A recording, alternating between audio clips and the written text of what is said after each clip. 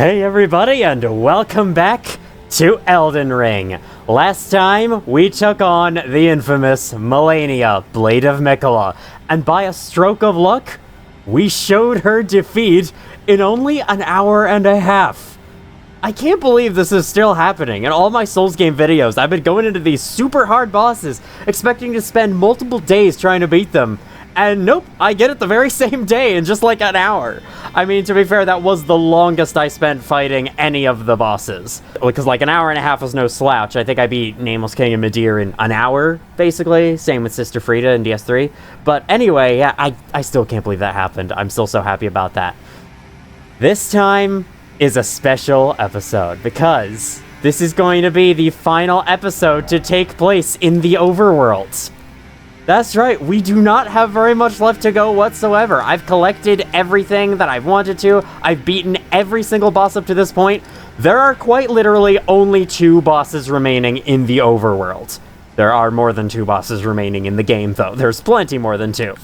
But yes, in this episode, we're going to start heading up this way, all the way up to the top. The Forge of the Giants, the Big Bull, the place where Melino has wanted us to go all this time. But first, I've been thinking about changing my appearance one final time as we head up towards the end of this game. Finally. It's been a long time coming, but yeah, we're finally getting there.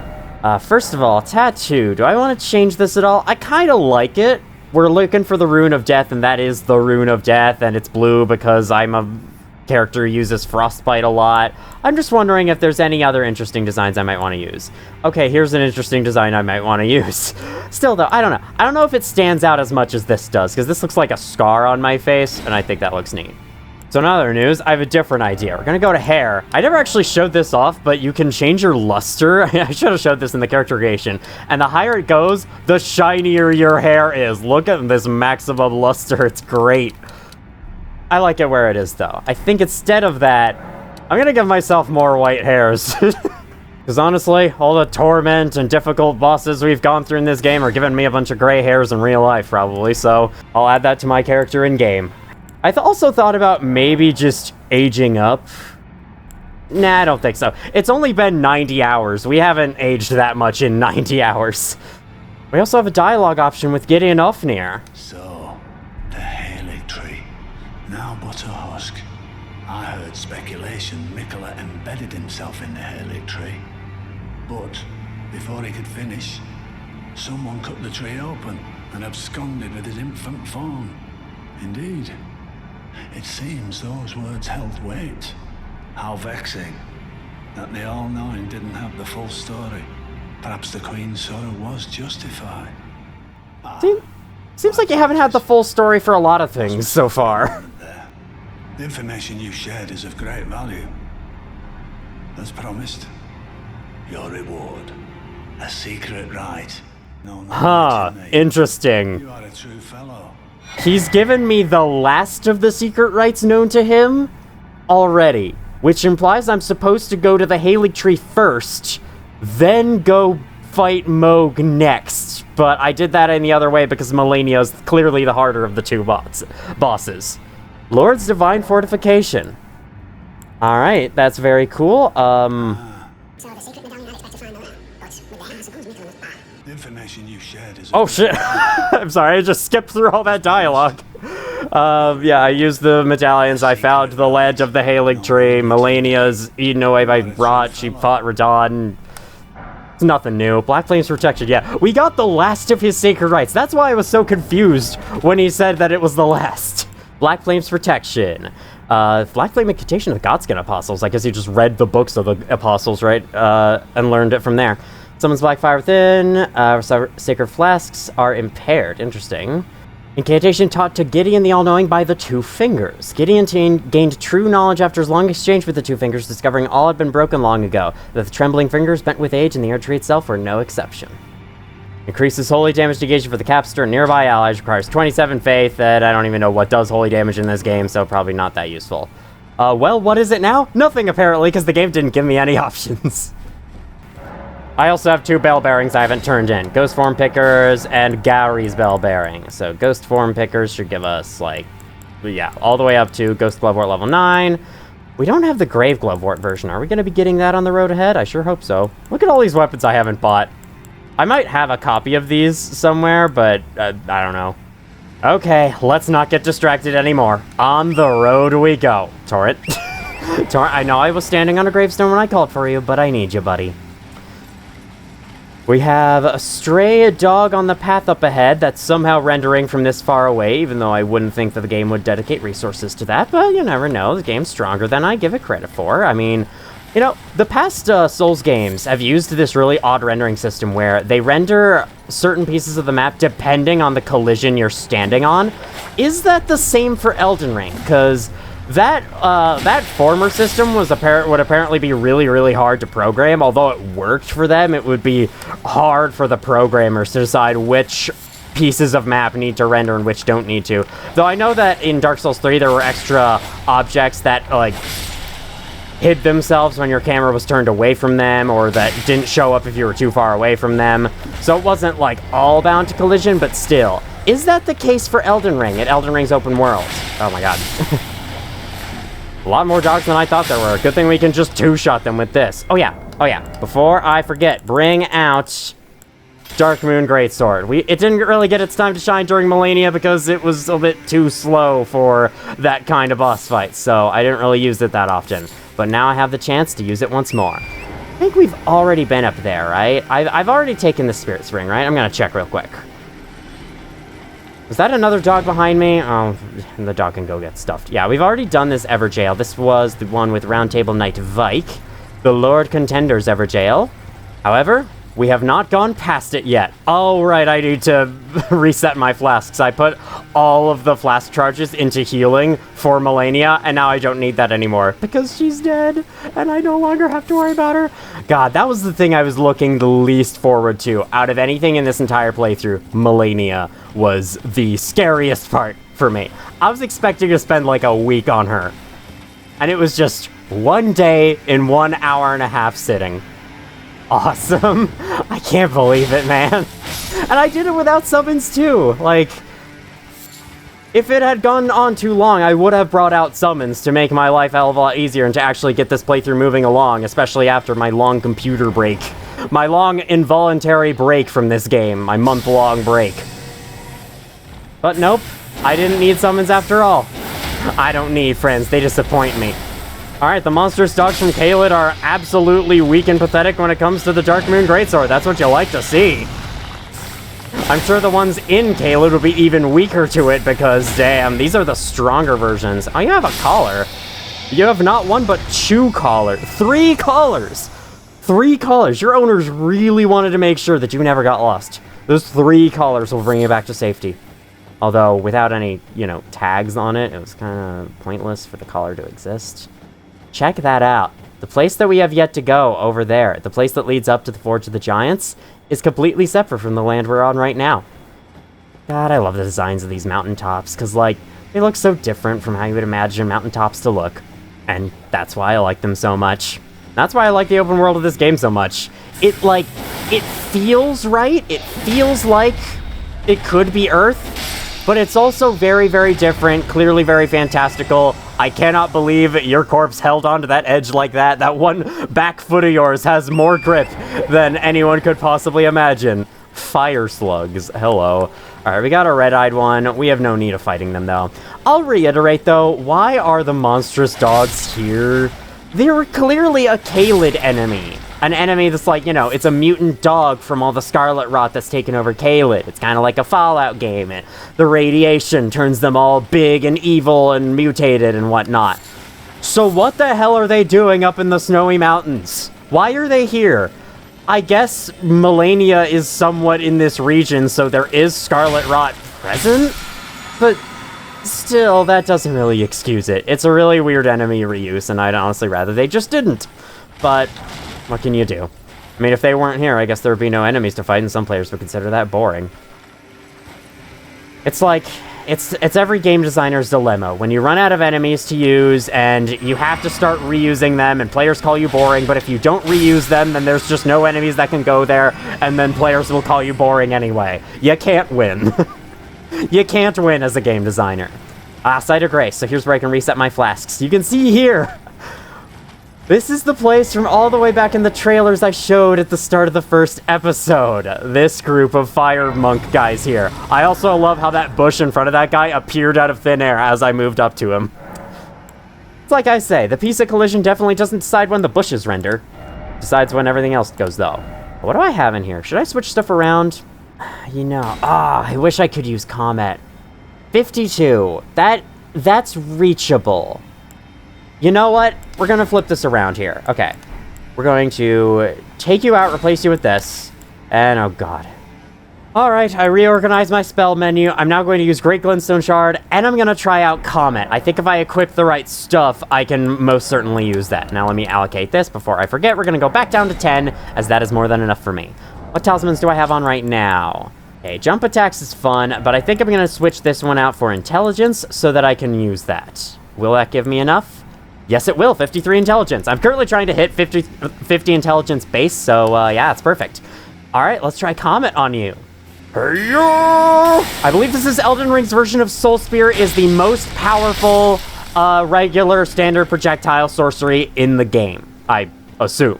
And of course, it just barely leaves these guys hanging with one tiny tick of health because it just has to be that unsatisfying every time. Wow, you have like a skull face. I didn't even notice that. Staff of the Guilty. All right.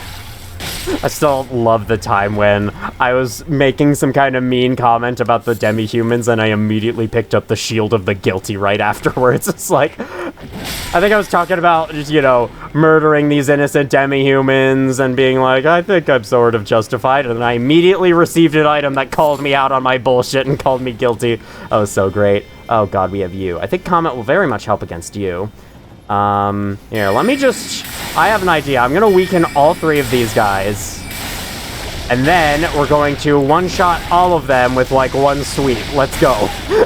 Oh, no. Wow, I kill in 2 hits with my fucking regular twin blade one-handed slash. That's pretty sad. Oh, no. Okay. Oh, god, we have you. Let me use Comet on you. Gotta drink, because that uses a lot of it. I did not see the smaller guy in front of you, so I didn't realize anything was attacking me. Go! May the icy blueness actually secretly be Frostbite, and may he be weak to it. It's not. I wish Frost was a damage type in this game, because, like, you have every single element in the world, yet you have Frostbite be a status effect, which means that, you know, it's not actually doing any extra damage to these people. I'll still try using it anyway. I just pressed the map button there for some reason, trying to reach around and hit the right buttons to do stuff. Alright, or you can heavily resist that too, and I'll just have to fucking whittle you down normally, like some normal, boring person. Okay, maybe I don't have to anymore. Especially now that you're shooting fire out of your head, especially now that you're standing still. And, no, I'm out of FP. No, do not. Okay, good, good, good. Just one more of these should do it. Oh, come on. First you'd knock me away, and then there's another, then there's one of you joining in. Alright, well, at least the big guy's dead. I don't want to lose this, though.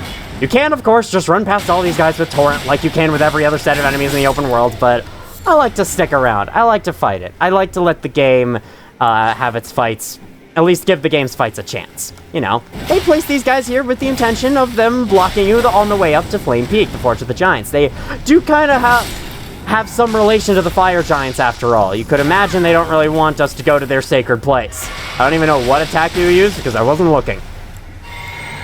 Oh, no. Boom. 1009. Very specific number, but I like it. Alright, here we have the final fort of the game. This is the very last fort explorable in the open world. Sorry, the final garrison, not fort. My bad. You know, because there are so many other places in this game called garrison. I remember not really knowing what the hell garrison meant. I think the first time I heard it was actually in Splatoon 2 with the slime skin garrison, the 3rd level. And I was like, what the hell's a garrison? It turns out it's a fort. That makes sense. These guys are NPCs built like the player character, and they have names. I think this might be the only, like, overworld enemies to be like that. Because we had a Moon Grumcaria Knight in Raya Lucaria, but that was really it until now. So this is quite a neat area. I didn't even see that you were there. You were mourning over your former master, I guess? The pet rat mourns his fallen friend. Oh, his other pet rat tries to kill me through a wall. I'm sorry, buddy. You can't always hit through walls exactly right, especially when you're that small. Maybe you grow a couple sizes bigger, and you might get that ability. Enemies can normally attack through walls, so I'm kind of interested on how that rat didn't. But maybe a hitbox just barely missed me. I think there was a clip circulating on, I think Twitter of what the Falling Star Beast's tail attack actually it looks like with its hitbox. And you can see that for its tail attack, its tail swipe, and a lot of other attacks in this game, the hitbox starts a little bit earlier than it should. Like, it looks kind of odd. The point when it starts is a lot earlier than you'd expect it to start. So that can cause a lot of the strange hits you might get from big sweep attacks like that. It's a minor thing overall. It's a flaw, but it's still a minor flaw that ultimately I don't really care about. Hello, Flame Guardian. You know, for so-called Flame Guardians, your garrison sure is out of the way of the path that takes me up there. I'm going out of my way to enter your fort. I didn't need to go through here at all, so I don't know how effective you are at guarding the flame. I think the people outside are doing a much better job of that than you. Maybe they should have had your job title. Smithing Stone level 7. That's good. I do have this all powered up, but I would like to power this up. I think it needs Smithing Stone level 8 or 9 right now, and I just got a level 8 just then, I think. Or was that level 7? I can't remember the item I just picked up 2 seconds ago. Curse you, memory. Yeah. Anything here? Nope, just an empty corpse. Okay, it is this fort I was thinking of that has a weird little spot with torrent that I'll show in a bit. After I see what's over here. Ooh, look up ahead. That's the land we have yet to go to. Look at all those dead giants. And look at that dead Leviathan. That's more than a giant. I think he's like upgraded a couple sizes larger than giant. Okay, you're big. Oh my god, speaking of giants, we have a giant right here. He's clipping through the wall. I don't think it's supposed to look like that. Oops. Oh god, okay. Chief Guardian Arganthi. He's gonna kill me. No, he's not. No, he's not. He was not gonna kill me. I was not worried. His shield doubles as a turret of sorts, which is pretty interesting. Oh god. He also has, oh, that's the mask we picked up from Altus, as well as the other set, the robes we also picked up from Altus. We're finally seeing a character wear them all the way here. Oh god, oh god, oh god, that's gonna shoot. No, okay, fine, don't do that then. Whatever. Oh no. Hey, that's some cheap ripoff of a Dark Souls 1 spell. I want to say like Chaos Storm.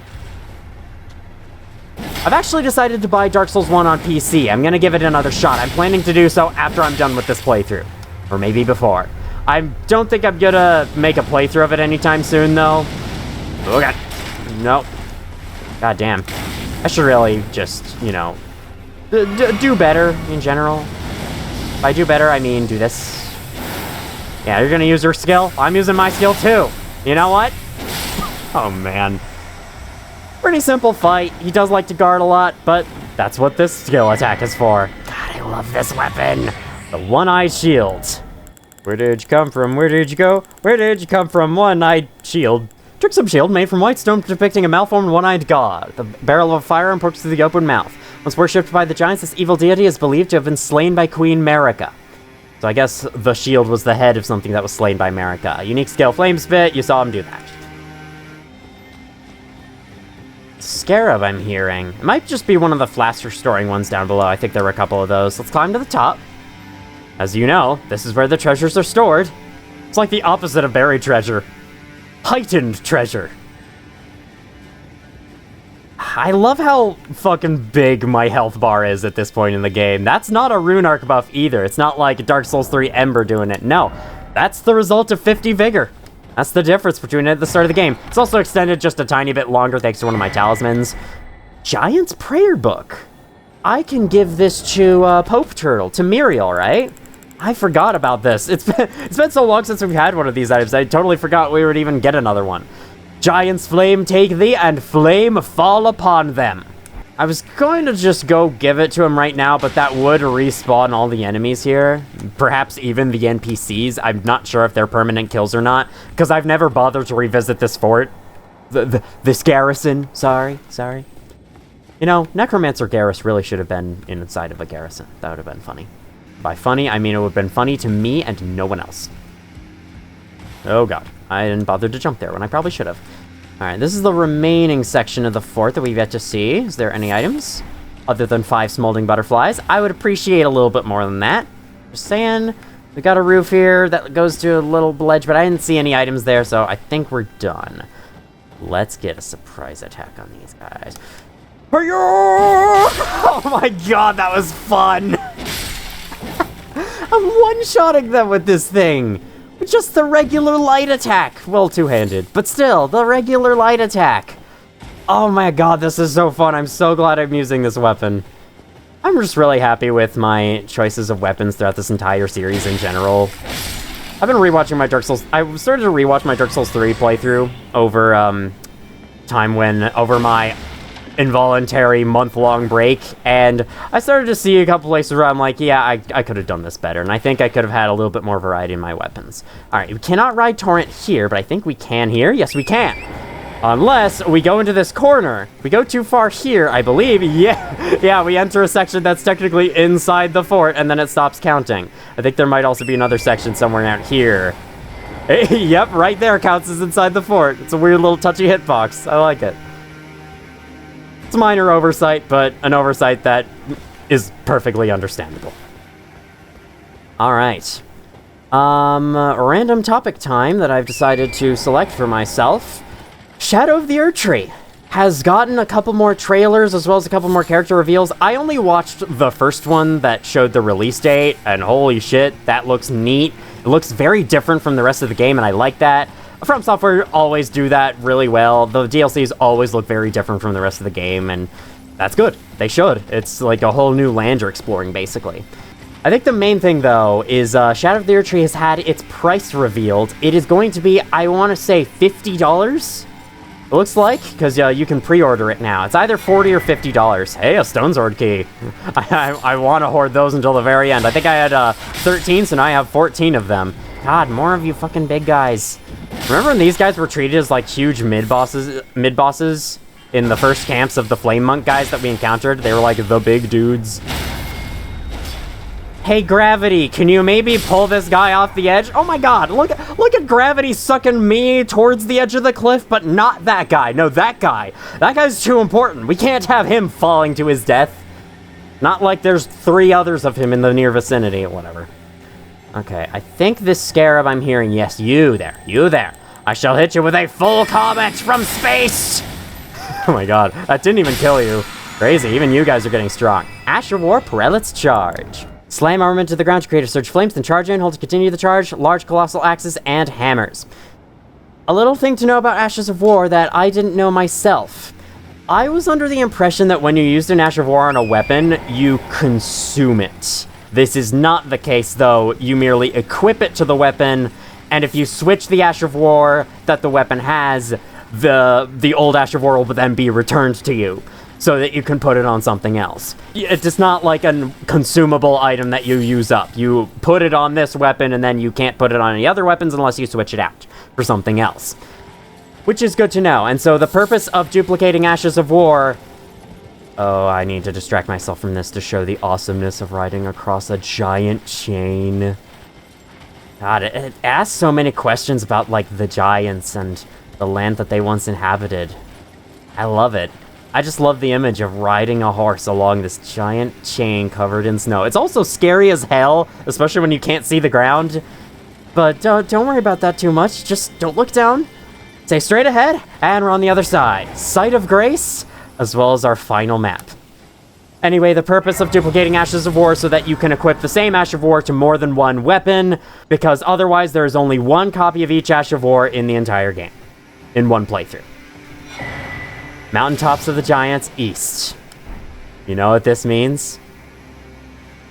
We have finally, at long last, completed the map of the lands between! Look at it in all its glory! It's all its glory. Yeah, perfect language, me. I wish there was a way to hide the icons on the map. Is there? Menu explanation. Yeah, I got that. That's the tutorial that pops up if you, when you open the map screen for the first time. But yeah, look at this. We finally have all of this marked. Here's the Forge of the Giants. here is a mysterious land that we may or may not have seen before. This here is known as Flame Peak. It is a sub-region of the Mountaintops, and though it might look big, there's honestly not a lot to do here. We'll be here very quickly. Quick enough that I can make a quick trip over to Liurnia and turn in the prayer book. Oh, what have we here? I have yet to buy these from you. Ooh, Glintstone Comet. That's an in-between between Great Glintstone Shard and Comet. I should be using this. Wow, I had no idea about any of this. I had a level up and now I've squandered it. Wait. Oh, study and that's a separate menu. Weird, okay. Ooh, hurls massive ball of raging fire. So it's either like Great Chaos Fire Orb or, what was it? Fire Orb from Dark Souls 3. Melina has nothing to say here. Thought she had something to say at each site of Gracie would go, but I guess that was at first, and now that is no longer the case. Let me use like half of these. How many will I get? Is that half? Sort of. It counts. 7,000. Okay, that may have been good earlier in the game, not so much anymore. That's a bit more like it. 49 intelligence. Getting ever closer. We're at a level 155. Jeez. I love how high levels you can get in this game, because not to keep calling back to Dark Souls 3 every 2 seconds. Well, I'm gonna keep doing that in the near future anyway. But by the end of that playthrough, we were only, what, like, level 108? Technically, we were only a level 102, because that's what we were throughout the entire final area. And that's just not as satisfying of a number as something like level 150. I'm glad that we could go this high in this game. As you can see, we have a troll. You know what? Have I tried fighting a troll with this yet? I probably have, and I just haven't remembered. Oh, I should switch off Great Glintstone Shard. Maybe I could use it to catch his attention, at least. Alright, that's doing decent damage. Now, let's try the skill. Oh my god, okay. Wow, you rolled. I don't know if I've ever seen you guys roll before. That's something to set you apart. And hey, you know, it has been a while. Especially since me in real life has fought one of these. I don't know if we just fought a troll like 2 episodes ago, but yeah, we can do that. So it's also nighttime now. I feel like I never hear the Mountaintops of the Giants theme at nighttime in this game. So that's pretty cool. Down he goes. All right. Yeah, these are a bunch of fallen giants. I assume these are the fire giants of the old land, you know, of the old land of the Mountaintops of the Giants. Wonder, were there more than just fire giants, or was it just fire giants? I'm not sure. Hello, random finger creeper. Were you the giants' hands detached from their corpses, now living your own life? 'Cause that might be interesting. I have to wonder, how the hell does a hand have a brain inside of it still? Because magic. Yeah, that's the obvious answer. I just like to put science into everything that I think about. I would say I'm a science nerd. I don't know if I am really. I haven't taken any science classes in college so far, and I'm done with my first year, so I don't know if I would say that. Have I? No, I have. I took psychology. That's it. That's all I did so far, but yeah, you know. Now, really, I'm more of a... am I really a programming nerd? Like, I do understand programming languages a little bit. Okay, no. That was definitely not the giant's hands. It's a little too small for that. Maybe the larger finger creepers, though. Alright, get back on Torrent. Let's not use Torrent too little. We gotta give him some love. Okay. Alright. I'm going to go down here first, because, you know, Flame Peak doesn't really have a lot to it. I'm probably not going to stop to fight too many enemies from this point onwards, except for you, because I guess you are the giant's hands. I've been pointing you out as we've gone, so here you go. Take some deaths. I like how I'm still doing 666 damage to this guy. Oh, God. Even if it's not with the same weapon. Oh, my God. Alright, nice. Got another one over there. I don't really care. They're annoying. They're annoying little finger creepers. We don't need the somber smithing stones. We need regular smithing stones, so I'll fight the little ones, but only the little ones.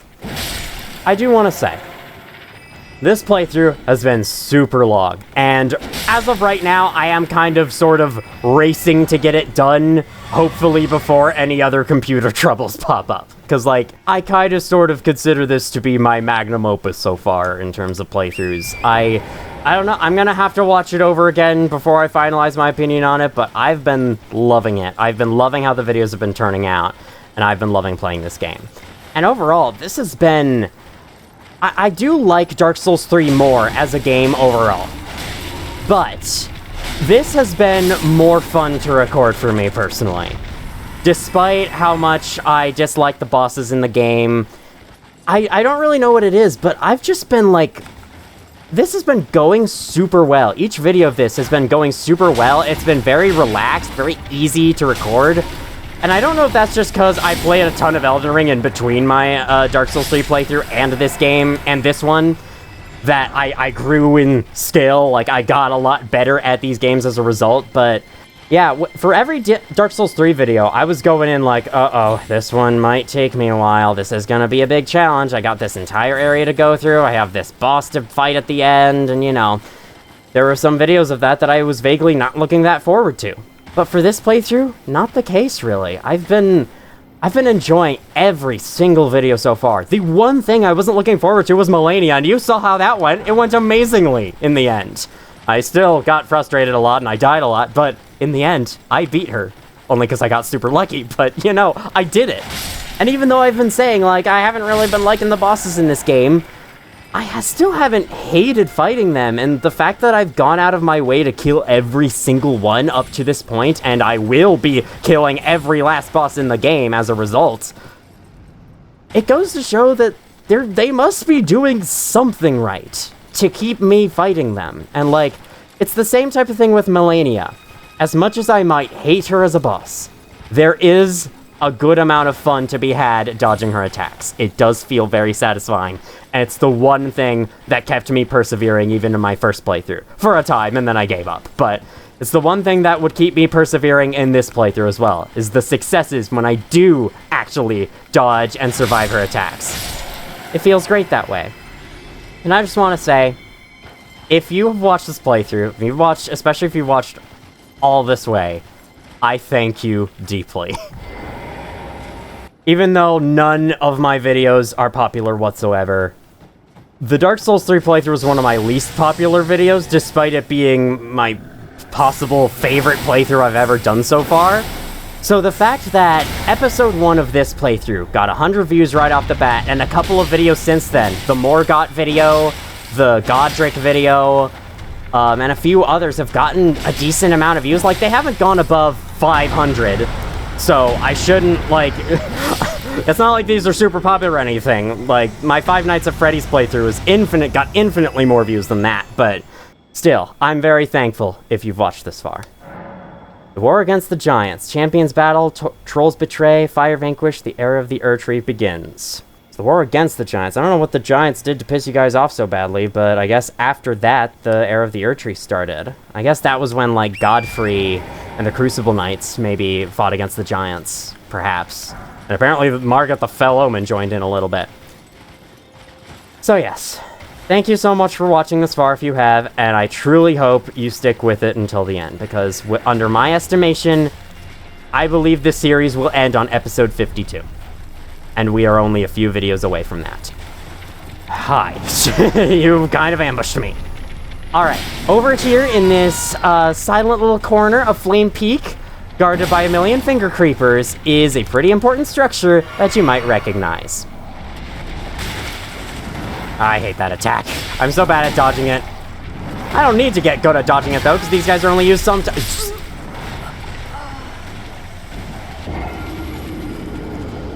Contrary to popular belief game, I did not need a hand. I was able to take out the big guy just fine. I did not need a hand. Hello, item. Oh shit, hello, hands! Oh yeah, I didn't even notice you. Oh god, there's two! Oh, I might not want to do this then. Well, we'll see how effective this is. Pretty effective. Does leet damage, so you know it's effective. Oh god. Oh god.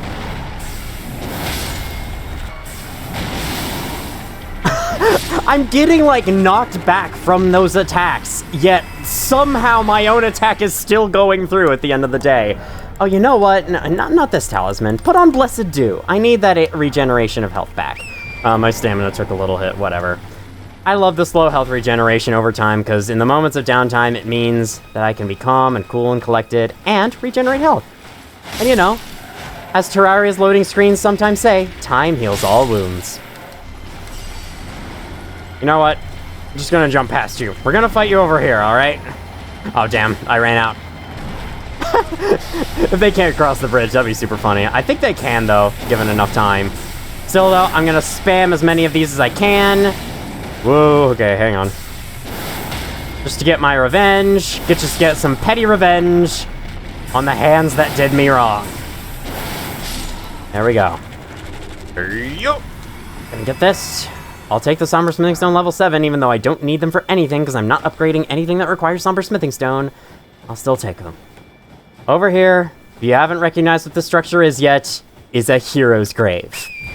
It's a little bit more special than that, though, because this is our final mini-dungeon.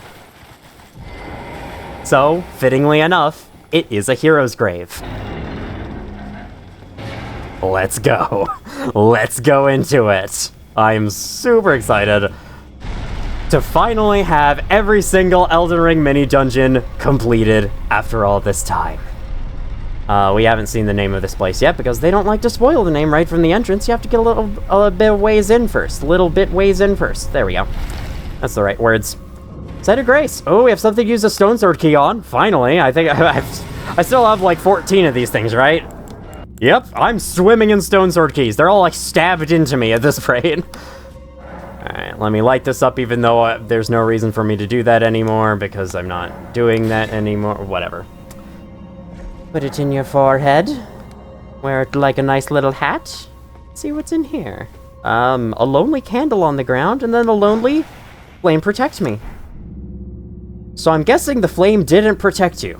The most ancient of the fire monk's incantations. Creates a fire within that greatly increases fire damage negation. So you use fire to protect yourself from fire. Cool. If it's anything like the other fire incantations you use on yourself, it might even deal fire damage. So, are you inflicting fire damage to yourself to be resistant to fire damage? Probably not. Said this incantation was used during the war against the giants long ago, during which it protected the champions of the Erd Tree. Oh, looking at my attributes right now, I really want to get to 30 mind before the playthrough's done. So hopefully I can get 3 more level ups before we're done here. And I think I can. Let's look at our wondrous physic. Let's try something new. Let's do enhanced dodge rolls. Oh god, sorry. Let's do restores HP when you... No. Problem with this tier is the point you get it. Enemies are doing so much damage that there's a good chance they'll just one-hit kill you. So, maybe this? We could try this. We could become a, like, effective roll-dodging, freaking hard-hitting person. Yeah, like that, like how I said it. Let me try it right away on this guy, actually. Alright, you are going to be stance broken so fucking hard, you have no idea what's gonna hit you! Ha ha! I wonder if that actually made any difference. I did use quite heavy hits. Let's switch back to this weapon then, because I think this weapon will be better off for it, considering it's not a huge heavy weapon. Thankfully, this hero's grave has an illusory wall. Alright, didn't really plan that, but it is not of the chariot type, it's of the darkness type, the void type. If you don't remember, back in Altus Plateau, we had a hero's grave that had the same gimmick. We have to light those enemies up in these little zones of light in order to be able to attack them. Is there any more illusory wall over here? Or is that just it? Okay. Gives you a shortcut down there, but you know me, I don't want shortcuts. I'm not speedrunning. We're here to take in the scenery, the sights and sounds. You know, the sights and sounds of more catacomb locations. Hey, this is our last one, though, so don't worry about it. You know what? Just because this is our last one, I'm not going to do the same chapter thing that I do with every other mini-dungeon in the game, where I, at the very end of the mini-dungeon is when you get the, is when the chapters that I put into these videos switches over. I'm not going to do that for this one. This is the last one. You might as well watch it all the way through. There's no reason not to. Because after this, there ain't no more. I've said that like 6 times now. Start off with an Erd Tree Burial Watchdog, as usual. Every single mini-dungeon, except the caves. Alright, every single catacomb-esque mini-dungeon in the Mountaintops of the Giants has given us one of these guys. I did not know that I could critical hit you from that, but I guess you were still stunned from being in the light. Because I definitely didn't stance break you. That's a lot of damage. Alright. Ow. To think, the Erd Tree Burial Watchdog was the first boss we fought and defeated in the entire game. We've come so far since then. We beat Melania in the last episode. That's so nice. That was still such a cool boss kill, though, the Erd Tree Burial Watchdog in that first episode, or I clutched it out. Ah, so neat. And then the very next episode, I died at the same time a boss died. Those were some fun videos, man, but they're such a distant memory now. They were so long ago. They were like last year, November. Crazy, and it's almost June. June is coming up this next week. And so is the release of the DLC, which, by the way, I haven't continued to give my full thoughts on that. I was talking about that earlier, but yeah. The price of the DLC is quite expensive compared to the others. I think the most hefty price of any other Souls game DLC was Bloodborne's. I think the Old Hunters was priced at $20, I want to say. Otherwise, it's usually like $15, sometimes $10, stuff like that. It certainly is $15 for both of Dark Souls 3's DLCs. So both the Dark Souls 3's DLCs together are $30. A little bit less than that if you get the Season Pass. I predict these ambushes at this point. I played through every catacomb in the game, dude. You can't surprise me. Eat it. Get a taste of your own medicine. That was so funny, man. But yes, it makes perfect sense to me why it's that pricey. I was about to say overpriced. I would actually disagree with that though, because I mean, Elden Ring, as it is right now, are you gonna spew anything? No, okay, interesting. It looked like you were going to, though. Okay, those are the only 2 modes. We can't climb on that. Is it going through the ceiling? Oh, it's making a weird little light patch on the ceiling. Interesting. We might need that for something. Anyway, yeah. Elden Ring base game is $60. And that's actually kind of surprising to me, considering that Dark Souls 3 is still to this day also $60 for the base game, DLC not included. And yeah, if you know how much smaller Dark Souls 3 is by comparison to this game, you'll know that, holy shit, that's a complete difference in value. Like, at least for amount of content, quality is kind of subjective. I mean, I'd say Dark Souls 3 is very much worth $60 for the bosses, if nothing else, and the really cool areas and the awesome art and, you know, how awesome that game is in general. But if you want quantity of content, Elden Ring has the unquestionably better value. Aha, that's what it's useful for. So when it's raised, it sprays fire, but it also creates a light patch up here. So we're going to need to raise it back up again, and then time a run through it. But yes, the $50 price tag appears to indicate that the DLC is going to be quite big, which would definitely be fitting of Elden Ring. I still reiterate, I brought this up in the past, but I may as well reiterate because, you know, you may not have watched all the way through those previous videos. I am not going to play Shadow of the Erdtree as a part of this playthrough. I'd rather wait until it comes out. I'd rather watch other people play it before I decide if it's worth splurging. Because, you know, I just kind of jumped into Dark Souls 3's DLC straight away. I bought it with the game, and I look back on that as it being a mistake, because I didn't know if I would like it or not, and to be honest, my first time through, I kind of didn't like it. I grew to like it in my recorded playthrough, though, but my first time through, it was kind of annoying.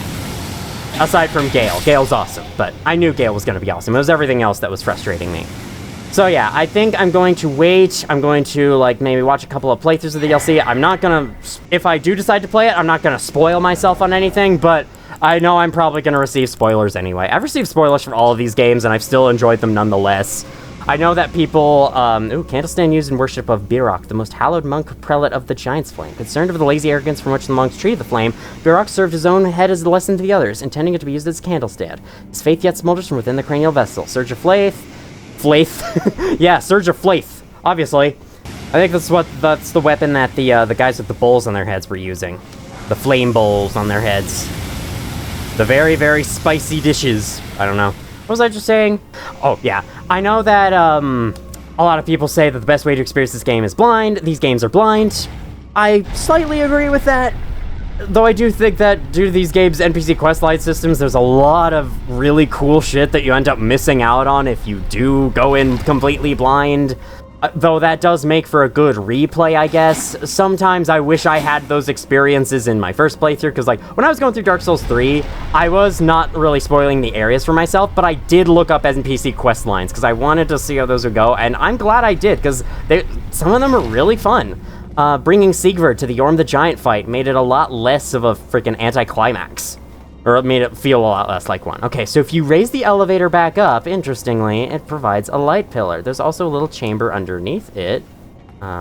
That's interesting. Okay, I didn't mean to do... No, that's not what I meant to do. Wait, can I travel down inside of it? I believe I can. Yes, I can. We can go even deeper in this place. Oh, I hope I'm not missing any, like, huge secrets. Okay, the lights brought back down here. Where are you going? Huh? Sir, you okay? What is with that? Why do enemies just attacking the most random directions sometimes? I guess they're like, they're calling their attack functions before they call the functions to actually find where the player is and to turn towards them. Alright, that's the heart for you. I'm gonna try Comet on you, because I have it right here and I should give it some love. Let's go. Yep. Alright. But yes, if Shadow of the Erdtree comes out and I'm interested in playing it, I might play it in my own time, or maybe even do a blind playthrough of it if I really feel like it. No promises, though. I don't know if I'm going to actually make a playthrough of it. That'll be for the future. Whether or not I do, that's up to future me. For right now, this playthrough is going to be base game only. If that's disappointing to some of you, I'm sorry. But hey, at least now I'm going to be able to get it done before the DLC comes out. Knock on wood. Then tomorrow my computer just has a huge fucking fatal error issue, and then I have to go another fucking 2 weeks without it, and then the DLC comes out, and like, here, final episode of the base game, guys. I'm wondering if the DLC is going to add any new mechanics to the base game, because I know that, I feel like Dark Souls 3's DLC's kind of added some stuff to the base game. Well, you know, it's going to add new weapons that you can use in the base game if you want to. But, yeah, still, that's about it. I think, like, the reason why I'm so content not playing the DLC in this playthrough, because I know some people are going to be like, what? Why not? But I'm content with it because Elden Ring has way more than enough content already, if you ask me. Like, this game is filled to the brink with so much crap. It feels like it's Dark Souls 4 with, like, 4 DLCs added on. Like, it has a boss like Melania, and, you know, having a super strong female humanoid boss fight is a pretty big staple of From Software DLCs. You have Lady Maria, Sister Frida. Dark Souls 1 didn't have anything like that. Artorias was kind of similar, though. Well, this is suspicious. What? It's not? What? That's non-illusional? Oh, God. The eternal dilemma of which ladder do you climb up? It's not a dilemma, whatever. Alright, now that I'm done talking in huge fragments, separated from each other over wide gaps about the DLC of this game, the upcoming DLC of this game, to clarify, it's not out yet at the time of recording. It will likely be out by the time you watch this, maybe. Unless you watch it earlier than I anticipate, but if future you comes to this playthrough later, the DLC might be long out by now. Anyway, I may as well fill you in on what exactly went on during the month where I was unable to make videos. Because yeah, it was quite the roller coaster of emotions, let me just say. Okay, I think there's some way you can open that gate. No, that's not what I...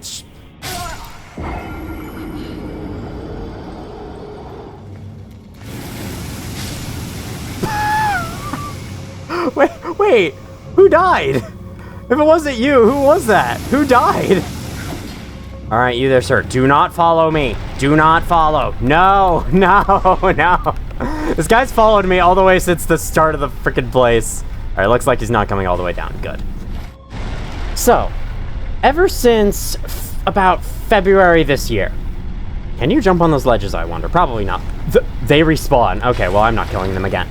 Ever since February this year, my computer had been making strange noises with its fans. Strange, definitely off noises. But it wasn't, like, ruining its performance or anything. I don't think it was causing too much heat, though I didn't look, and I probably should have. Still, I don't really know what the normal computer CPU temperature level is, so I wouldn't really know much about that as is. And it looks like we have one of these guys. There's also the fact that the fan didn't always sound weird. It only sometimes did. It was very strangely inconsistent. But it did eventually escalate to the point where it would get super loud whenever it would rev up really high. It would get so loud that it would sound like a revving chainsaw. And that is obviously not okay. And not only could it possibly burn the insides of my computer if it went on for too long, but it would also probably be picked up in the microphone for these videos, so I obviously couldn't deal with that. It only happened occasionally at first. It then stopped happening afterwards, and that's when I put it all off to the side and I didn't really worry about it. It only happened like one other time after that, but for the most part, I wasn't too worried. That is until I recorded Elden Ring episode 47, and I also streamed later that day. That's what this is for. Okay, I see. So that was just for the fire monk. So I guess we're going back up this way. Never mind. Anyway, the day after I recorded that episode and I streamed Lethal Company version 50, my first look at that, as I was going to edit episode 47, my computer decided that the fan was going to sound like that for good. And upon trying to look into ways to fix it myself, none of them really worked, and so I ended up having to turn it into a repair shop. They took a look at it, and they said the fan needed to be replaced, and they needed to order a new one. Most of the time spent gone, about 3 weeks, was spent waiting for that fan to arrive. It was the most elusive thing ever, and holy crap, it took forever. Oh my god, there's a lever right here. So that just gets you down to the lower area with the fire monks, but also just gets you down with the other two dudes. Alright, you can see what we have to fight in the next room. I won't even mention it at this point. It's just kind of, just kind of expected. Anyway, 3 weeks pass. I remember even during that time, they they said that they were going to get back to me with an estimated time on when it would arrive, and then they never did. So I asked them myself. They said it would be like, oh, tomorrow or the day after. It was not tomorrow or the day after. It turned out to be a week later, literally a week later. So I guess they had the dates wrong for the estimated time? I'm not really sure. Anyway, I did eventually receive a sudden message that, oh, the new part was installed and the computer is ready for pickup. And I was super excited. Went over to get it, brought it back home, and it was worse. There were new problems. First of all, the computer was no longer able to play any sound. And it wasn't that, there was like no audio driver. It wasn't that the speakers were broken.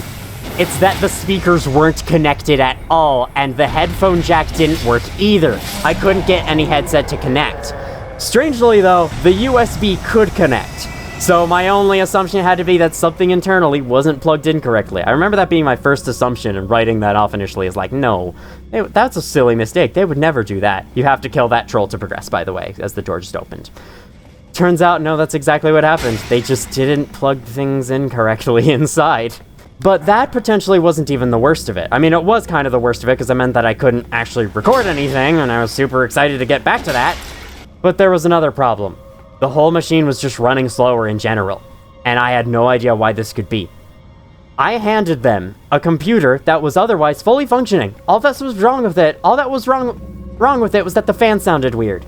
And they gave me back something that ran worse for no reason. So that was a little interesting. Of course, it's possible that a new issue just would happen to appear, but it did turn out to be an error on their part. I had no choice but to hand it back in after discovering all this. Oh yeah, there was one final symptom. Anytime I would try to restart the computer, it would shut down instead. Not a good thing. I had no choice but to hand it back into them, and thankfully, did not take nearly as long this time. I think I handed it in exactly a week ago, as I'm recording this. And I have since received it back in newer condition. Turns out the new fans and heatsink that had arrived and that was being replaced wasn't installed correctly, so the computer was overheating, the CPU was throttling down. Yeah.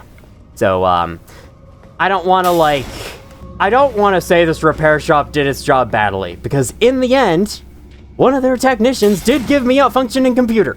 But it was a very interesting experience, and it was a huge roller coaster of emotions. In addition, as they were looking into the issue, the same person who screwed in the new heatsink, and apparently did it poorly, said that the SSD was the issue, and that needed to be replaced, which would mean the loss of all my data unless I backed it up.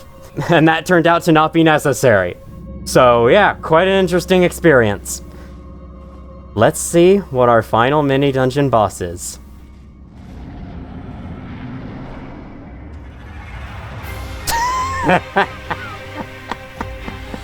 Alright, I would be mad at this, but no, this is the perfect way they could have possibly ended.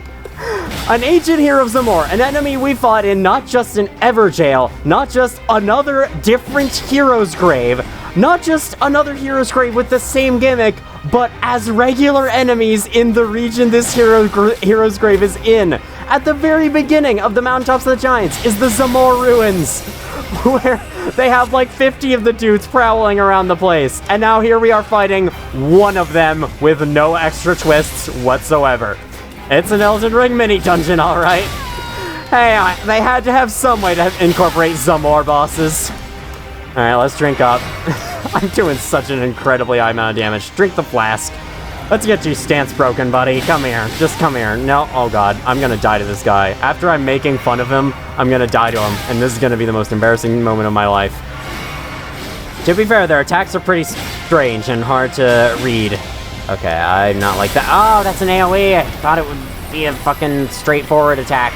It was not a straightforward attack. It was very complicated.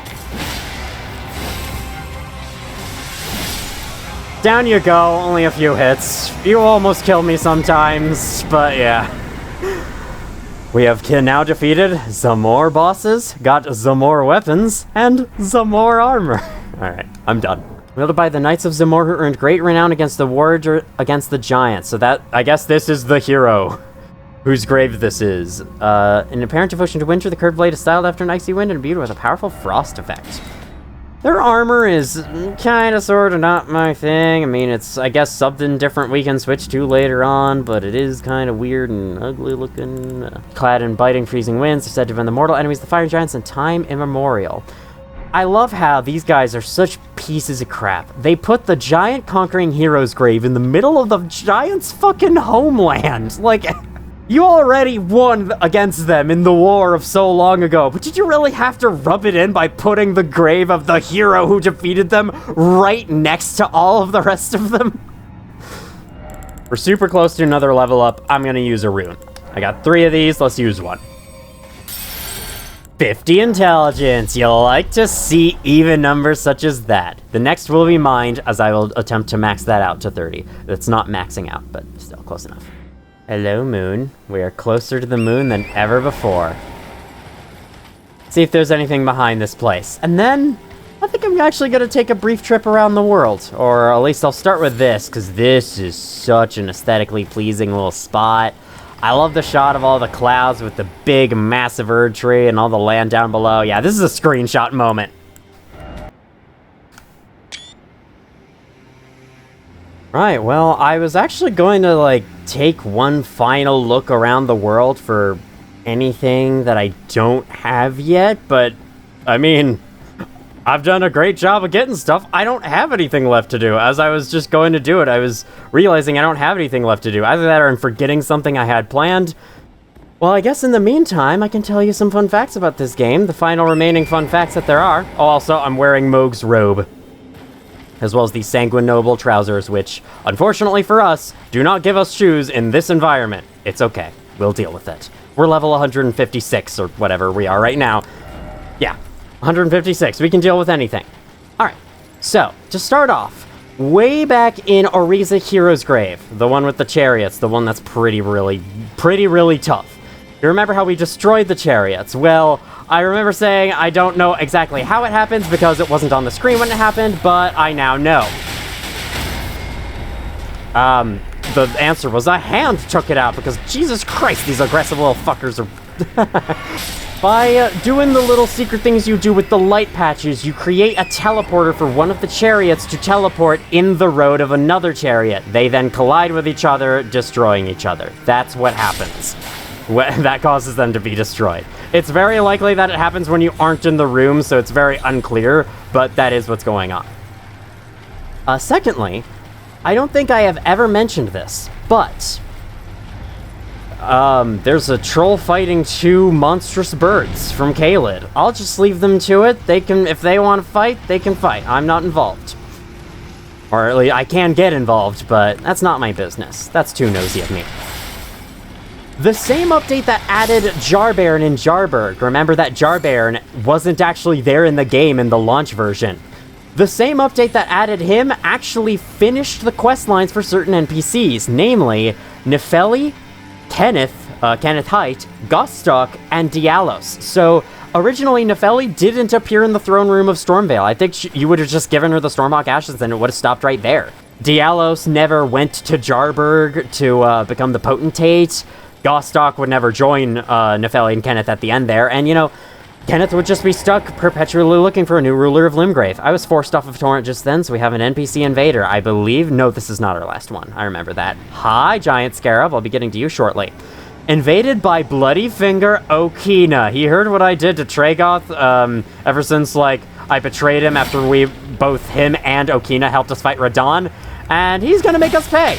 Bloody Finger Okina is a very notable NPC invader, in particular for the weapon he wields. Look at that. That's quite cool. Don't you want that?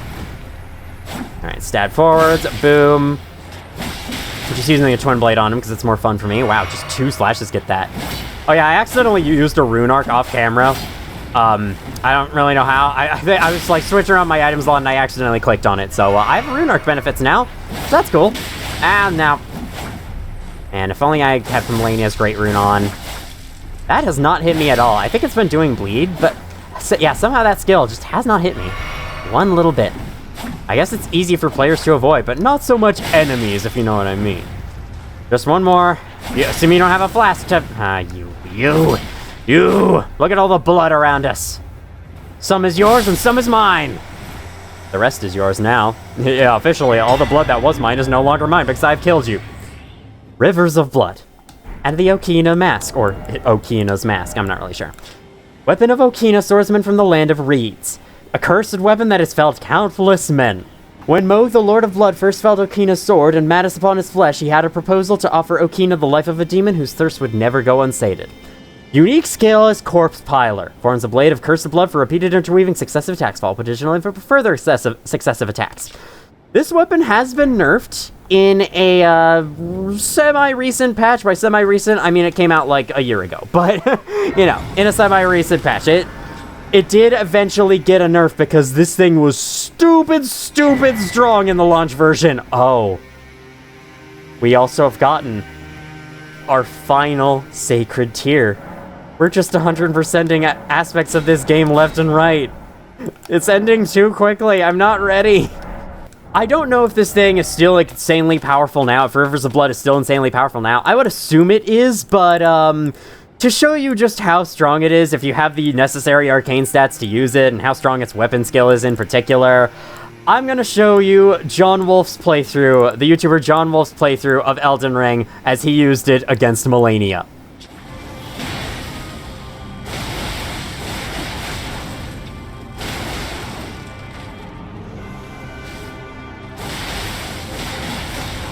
That's so...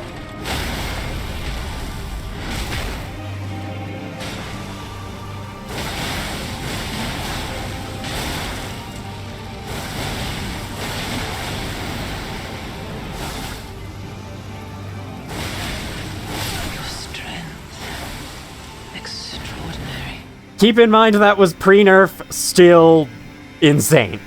Wooden Master picks an old man burying his teeth, source of the sobriquet of those great swordsmen of the land of reeds.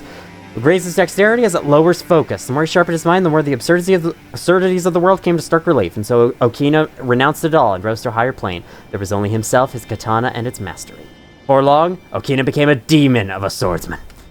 So I basically just tuned out the rest of the world and focused on slashing his victims to death with Corpse Piler. That's what basically any Elden Ring player can do if you have the necessary arcane to use it, because it works so well against everything. I sadly do not have the right stats to use it, although I don't know if I should say sadly, because I think I can beat the rest of the game just fine with the weapons I have on hand. Ancient Dragon Smithing Stone inside the skull here, the giant Leviathan skull thing. I don't know if it's a Leviathan skull per se, I just like to call them Leviathans, because what the hell else do I call them? Got a Spirit Spring here. I want to say this is the location of another item. Ooh, this might be... Yes, Ash of War Troll's Roar. I think these are the last 2 Ashes of War in the overworld of the game, so yay. I made sure to look up what collectibles I would be getting in this next section. Because, you know, I'm a massive nerd. Oh wow, it actually shows a troll in this screen. Look into the distance, let out an intense roar, generating a powerful shockwaves that blows back surrounding foes. I believe I have basically every Ash of War in the game now. Like I said, there's 1 copy of each per playthrough. I think I have them all. I did look at the map on the Fextra Life Wiki, the interactive map that I'm super glad someone made. That was super useful. I'm gonna die. Yep. Whatever, that's okay. It's just a little horse ride back. I'm super glad someone made that, though. That was a great tool for me to figure out how many bosses I had left to do. It allowed me to actually locate the remaining bosses of the game. Stuff like the freaking random Knights Cavalries, where I would never guess where they spawn. Unless I were to go and wander around myself at nighttime. I think it's more the Deathbirds, because you could see the Knights Cavalry coming at nighttime. You cannot really see Deathbirds coming at nighttime, though. You have to walk right up to their spawns. I think we can survive this. Yes, we can. Still fall damage, though. Whatever. Alright, well, with that, honestly, we have absorbed a lot of the content of Flame Peak, to tell you the truth. Over here on the northern edge, or southern edge, sorry, the opposite of north, there should be yet another Site of Grace, but there is a ways we can go after this. Up this hill, you can see, with all the more giants. There is something special if you go all the way over there, so of course I'm going to be getting it. But I like to go over here first, because here is indeed a torch that shows a giant chain leading to over there. We'll save that for last. Because since, as you can see, that's what connects up to the Forge of the Giants. Have we heard its name yet? I might be spoiling its official name right now. Whatever. Who cares? I don't consider names of places to be that big a spoiler. I mean, after all, this game spoiled the names of future regions all the time. It mentioned stuff about the Mountaintops of the Giants before I even knew that place existed. I know that there's nothing else that worth it, but there's just part of me that's curious to see if there's any items underneath here. No. Oh, there's you. Right. Oh, you're a big disappearing one. Where do you go after that? Hello, Finger Creeper. Okay, you go down there. I'm gonna hit you with Comet.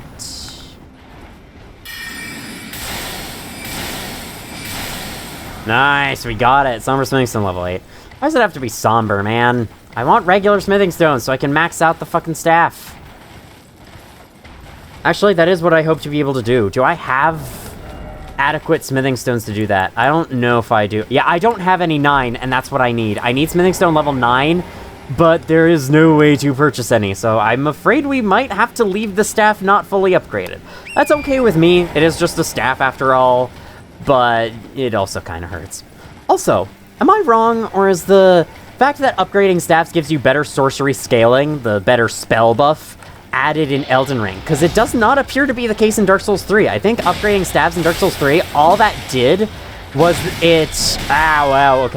it raised physical damage, like, thanks. You know, for the slapping people with the staff, which you can do. It's just that, why would you ever do it? Ooh, okay, we have another golden seed under there. I want to see how many golden seeds I've built up from this. I think the main thread over here is some giants that throw pots, I want to say. Yeah, we can see one right there. I think there's another one aiming for us right now, somewhere. He's trying to throw a pot at that dog. Might honestly be an entertaining sight to watch. Oh my god, he just like bitch slapped the dog. That was so funny. And the dog died from the other pot thrower. Yeah, there's magic pot throwers around here, similar to the ones from Caelid. So we are going to be on our way pretty soon. Here's a flat nothingness. Ooh, an ultra citrus. Starlight shards, starlight shards, starlight shards, starlight shards. And that's exactly what I want. I don't care. I don't care. I don't need a hand.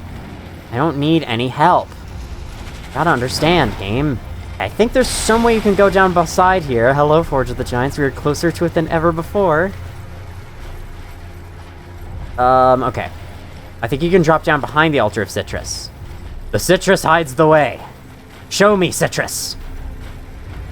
This. Vistress? No? Yes? No? Alright, well, if I weren't being chased by someone, I'd be able to look at the map and find my way from there, but I guess I have to kill an enemy. Alright, may I look at the map? Thank you. Where the hell do I go? So it's this, we're on this little area. There's some way that you can cross right back to the start of Flame Peak. Oh, wait, okay, I have my directions wrong. Hold on, this is where we started. We want to go down here. Alright. We want to turn the opposite direction. We want to go down. I want to go north. It's kind of hard for me to orient myself sometimes. I'm pretty bad with directions, both in real life and in Elden Ring, apparently. So yeah, that's actually a new place. We haven't been there. I thought we had been there before. Didn't see you there. That camouflage works really well for you. Good thing you all start with roaring instead of attacking. Oh, I'm fine. Thought that was going to be worse than it was. Down here is okay, that was just a pot. Down here is a mighty special foe. I'm gonna get out of dodge from that. Let's see. Yep. Take a look. This is the largest finger creeper we have ever seen. I don't know what its official name is. I call it Titanic Finger Creeper. Oh god, okay. It really missed me with that attack, and it is taking a lot of damage from this. On this enemy on my first playthrough, I saw this thing, and I was so freaked out, I just ran past it. I was like, nope, I'm not fighting you. But I'll give it a chance now. Oh god, no! No, no, no, no, no! No! God damn it. Okay, I'm sensing the game is wanting me to kill the trolls. I don't think I want to do that, though. I have an idea. We're gonna fight on Torrent, and we're gonna launch comets at it. Alright, you there! Ever heard of comets? Alright, I'll show you. Oh, here's one to try. Here's one to try. Laura's Mastery! And it does nothing because of course it does. Oh, I forgot to re-equip Glintstone Ice Crag. That's fine, Comet will do. Alright, we're getting there, we're getting there. I gotta refill. You know, I might just want to go with the basic this. The basic this. That's doing enough for me. Okay, not really doing enough anymore, huh? Oh god, okay. It's low enough, I think I might just be able to take it out. Alright, there go the pots. Let's charge this up. You're taking damage from it too? Oh no, that's gonna kill me. Okay. Come on, it's at like one. I just need to get like one hit on it. Come on.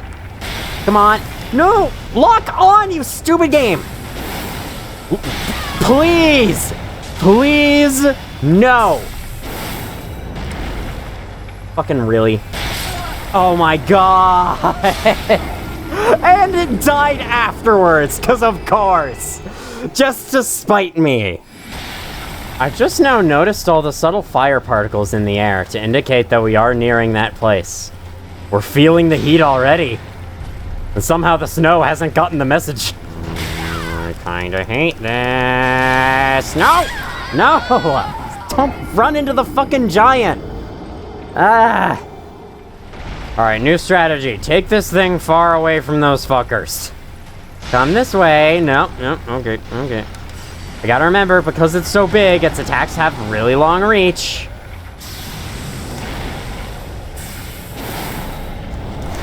Crap. I don't even know if that's possible to dodge. Is it? Oh god, no.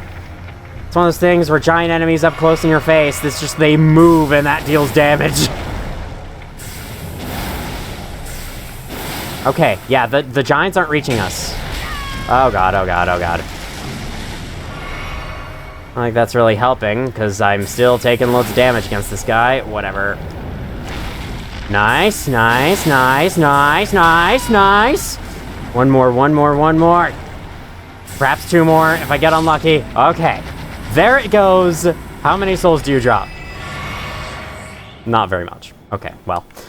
I believe that is the only kind of that enemy in the game. As of yet, they might add some for the DLC. We'll have to see. Or they might do all unique enemies for the DLC, because I know for a fact, we've been seeing a lot of repeated enemies thus far, but the DLC will have new stuff. Shame I won't be playing it yet, but yeah. I won't promise nothing, but there will be no promises. That's my stance on the DLC. Alright, well, that's it for over here. Basically, that's it in the way of enemies. I died 3 times. I should have won the second time. I don't know, I got cheated out of it, I think. The stupid thing didn't aim where I wanted it to aim, the game refused to lock on for the longest time, and then I just messed up at the end. But, you know, the mess up was caused by the game not being correct, clearly. Oh god. Alright, Hoarfrost Stomp time. Or, okay, whatever. Oh my god! Stop! Hey, I killed all of them. Man, that was fun. All those little hands disappearing in front of me. It's super satisfying. I've had enough of you finger creepers. Get out of here. Seriously, I've had enough of you finger creepers. Get out of here.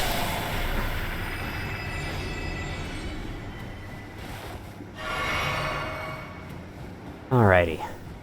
I think that's it. I think that's every single finger creeper left in the game. At the end, never mind. There we go. At the end, you receive a special gift. I am going to lose my mind. You can see that my white hair's up close. That was close. Fuck you, just... No more finger creepers! We're done! No more! Alright. This item over here. It's a very special gift. The Crimson Whirl Bubble Tier. I can show you the world. Can be mixed in the flask of wondrous physic. The resulting concoction converts incoming damage into recovered HP instead. Don't get too excited. It's only for non-physical damage. Still though, that's a pretty cool effect. It is very brief. I think it's the same amount of time as the Cerulean Hidden Tier that eliminates all FP consumption, so it's only for like 15 seconds. But still, if there's an attack against a boss that does exclusively non-physical damage that you don't trust yourself to dodge very well, you can drink your physic before it happens and then just tank all of it, and it'll heal you instead. That's pretty cool. I think I'm gonna go equip that right now as I teleport back to the other side. The Foot of the Forge. That is officially everything that I wanted to see on Flame Peak. So let us mix in this physic. I don't think I'm gonna need this anymore. I didn't even get much use out of it anyway. How about we go for like a damage absorption build? Negate damage and convert non-physical damage into HP. How about that? I wonder if they'll like cancel each other out somehow. I'm not really sure, but it's not going to be that terrifically useful or anything, but I just want to try some interesting fun stuff out. Hey, wait a minute, there's a little outcropping with an item. If I see any items on the way to where we have to go, I am stopping to pick them up. You cannot No, no, no, no, no, no. Come on now. We cannot do this forever. Okay. Which way do I want to approach? Is this the only way? Okay, this is the only way I can approach. So, without anything else to distract us, let us ride the chain across to the Foot of the Forge, which we just left the Foot of the Forge side of Grace, but still close enough. Cross into this area and you can see summon sign for Alexander Warrior Jar. I will decline as I do like to solo boss fights.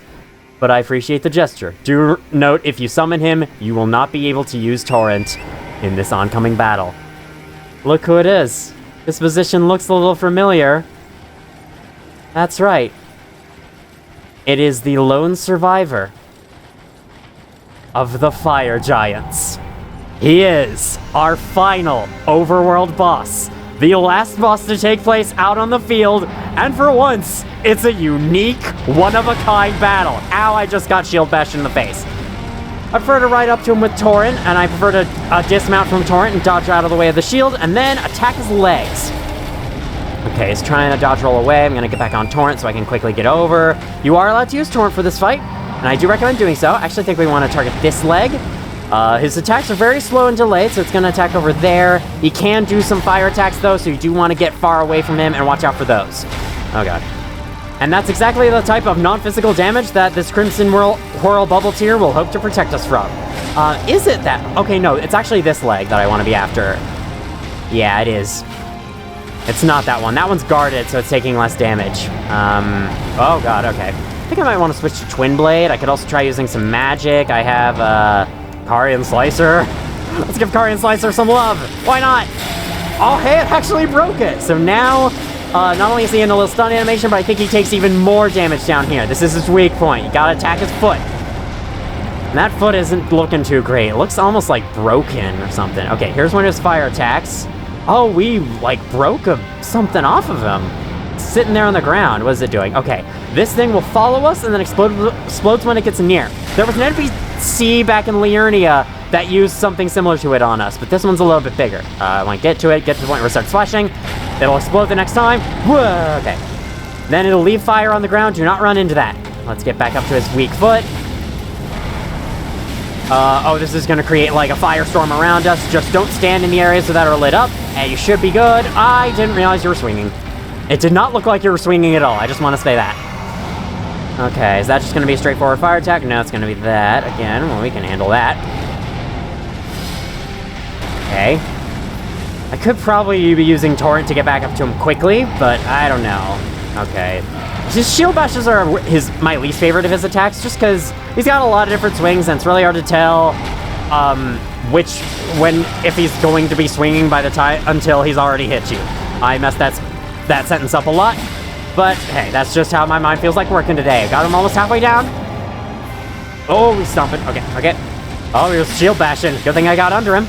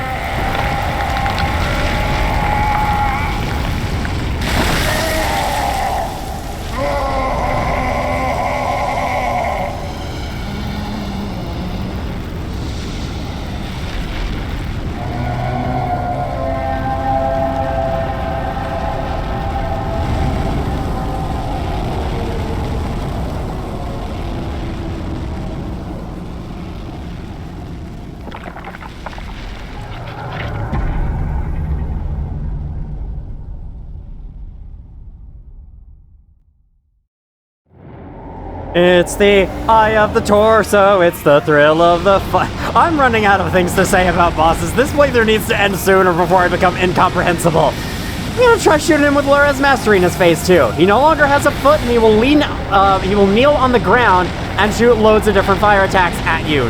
Tons of new ones as well. You can get up close to him like this, though some people do think it is much better to stay away from him and only hit his arms whenever he lays them down. Thing is, though, I'm able to easily get behind him, get loads of hits in. Oh, that attack might hurt. I'm not sure if it does. Let me try this against him. Oh, no, that's gonna hit. Oh, God. It is a lot of damage. He is a giant, after all. Of course he would do a giant amount of damage. Okay, those are straightforward fireballs. Nothing to worry about there. I'm absolutely not aiming those correctly. Okay, that did not very much damage, and that kills me. All right, that's fine. I think I should just focus on getting close to him. I don't think I should worry about trying to hit his arms. I tried to do that in my first playthrough and didn't really work very well. I remember way back when Elden Ring first released and there were clips of the game circulating online that I was watching. I saw this boss fight. Oh god. And I had no idea just how big of a spoiler it actually is. I had no idea it would have been this late in the game. It seemed more like an early game fight to me, because I didn't know anything about the game at the time. Oh no. Okay, good. I think being on torrents is actually helping loads. And you know what? Using this weapon might be helping loads. Yeah, we're breaking off like a piece of his hair that he's using to defend his ankle. Oh no, he launched one of those. You gotta pay attention to that. What is he even doing? Okay. That is one problem with this boss, and why I don't like his melee attacks too much. It's really hard to see what the hell he's doing, because he's so large. Other than that, though, I'd say I like this fight more than most do. It's still not my favorite thing in the world. I'd rather fight Dark Souls 3 bosses over it, but I don't think it's horrible. I don't think it's that bad of a fight. There are certainly much worse fights in this game, like Margit the Fell Omen. Alright. Gotta hit him in the ankles. My thing is running out of magic, but I'm very almost in phase 2. Hopefully I can get there before that thing blows up. Yeah, I sure did. He takes a massive hit of damage at the start of phase 2, and I guess that's supposed to represent his foot being torn off. Oh god, Firestorm, watch out. 404, health bar not found.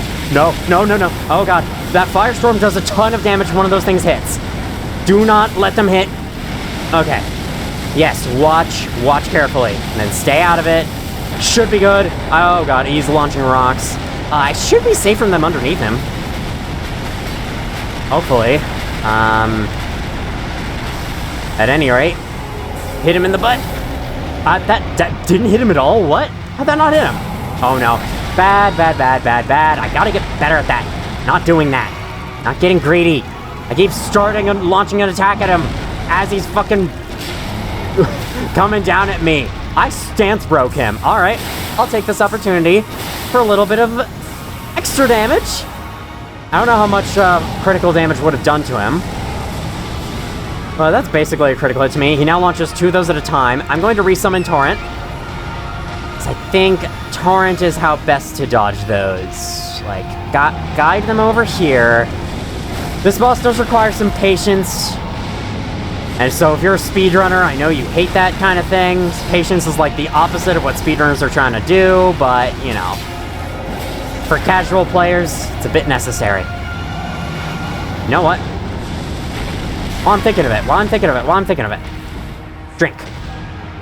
If he hits me with any fire attacks, I'll absorb them for a little while, and then I can use this to go in, hit his knees.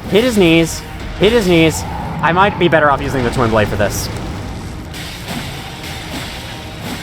Alright, I refuse to heal. I don't need it. Alright, honestly, the Crimson Whirl bubbles here might be worn off by now. Okay, no more. Watch out for that. He's gonna roll now. He's low, though. He's pretty low. His hands are also weak spots now. I'll use that to my advantage. Ooh, okay. One more. Damn, I love how he can dodge roll, too. It's great that a giant boss gets to play fair with us. Down he goes. Sorry, buddy. The game wanted me to. Is that a good enough excuse? Remembrance of the Fire Giant and a load of runes.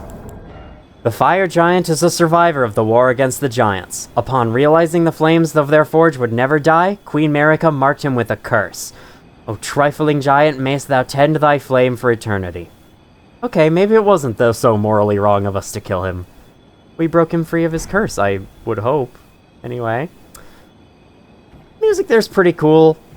Like most of the boss themes in this game, I wouldn't consider it much of anything special, but it's neat. Hey look, it's the Rebirth Monument that allows summoning here, summoning spirit ashes. Good thing I didn't need them. Well, that's that. That's everything in the overworld of Elden Ring. I can't believe it. We're here. Already. I say already. It's actually been a long friggin' time since we started. Let me rephrase that. I'm very glad to be here. Got a Sight of Grace here at the top. Gonna use it to put in that level up before I continue up. And I'll just shatter the little bubble around me. Get 29 mind. And now, let us ride up to the forge. If you were to, at this current moment in time, with the Fire Giant defeated, but the business up here not having been dealt with. That was a very long-winded way of saying that. Master Hugh in the Roundtable Hold has special dialogue for you. I'm going to play it for you right here. Unfortunately, I'm going to need to steal someone's footage for it, because leaving and reloading the area will cause the music to start back up, and I like the silence we have right now. Are you having second thoughts? Might I have a word, then? Your kind are meant to challenge them. To slay them. The demigods and their god. If you remain loyal to your calling, then no matter what you do, no matter what happens to me, I will never cease to smith your weapons until you have one to slay a god. He cheers you on right until the very end. Alright, Torrent. You cannot fail me here. Oh my god, Torrent, could you not do it so suddenly? Maybe next time. Across the final chain we go, to the highest point in the lands between. The mountain peak. I remember there being some mountains. There's a book I read once called Within Reach, My Everest Story. I think I brought it up previously in this series. But I think one of the mountains he's said to have climbed, he described kind of looking like this place. Kind of having this crater in the middle that you would come to the top to see. Be careful. Dropping down in there will kill you, and it will ruin this moment. So, yeah, don't do that. You can see there's a site of grace way on the opposite end, so we gotta go over there. Farewell, Lands Between. It's been really nice journeying through you once more. The adventure from the moment you step out into Limgrave all the way up to here is frankly incredible, no matter how much content you see. You're always just so surprised and in absolute amazement that the world continues to be this freaking grand so far into the game. And now, even though we're basically at the point where the end of the game is right around the corner, we do still have a ways to go. There is more to this game yet, and that just shows how dauntingly grand it is. And on a bit of an unfortunate note, this is going to be the last time that we ever see Torrent in this playthrough. Everything beyond this point is a dungeon, and he's not allowed in those. I do think there's a couple spots where he should be allowed, but I'm not the one to make those decisions. Thank you, Torrent. You were the best horse I have ever ridden in a video game. You made exploring the Lands Between actually bearable. Let there be another horse like you in the future.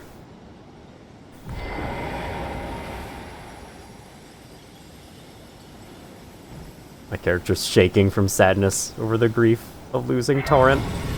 Or not losing Torrent, losing access to Torrent. There's a difference.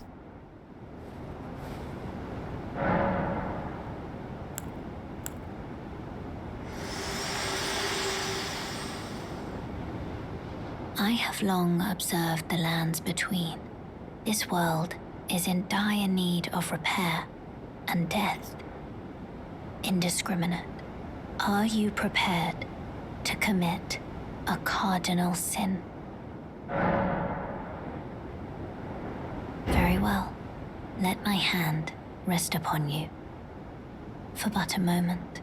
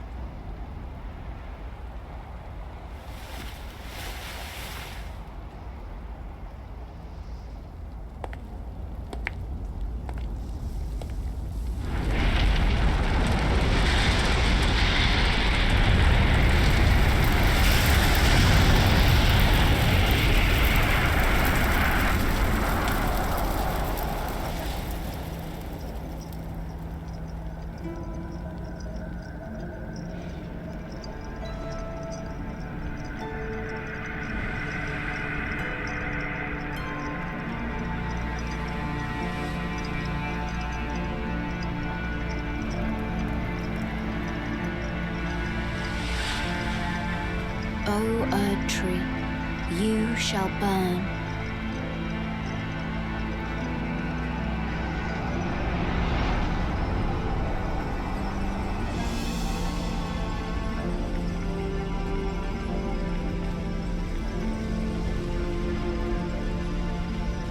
Burn for the sake of the new Lord.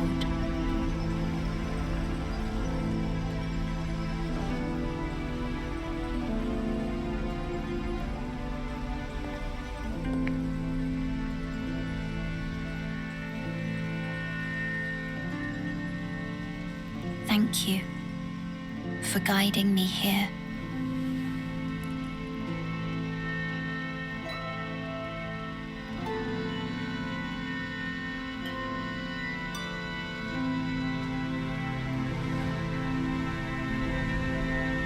The one who walks alongside flame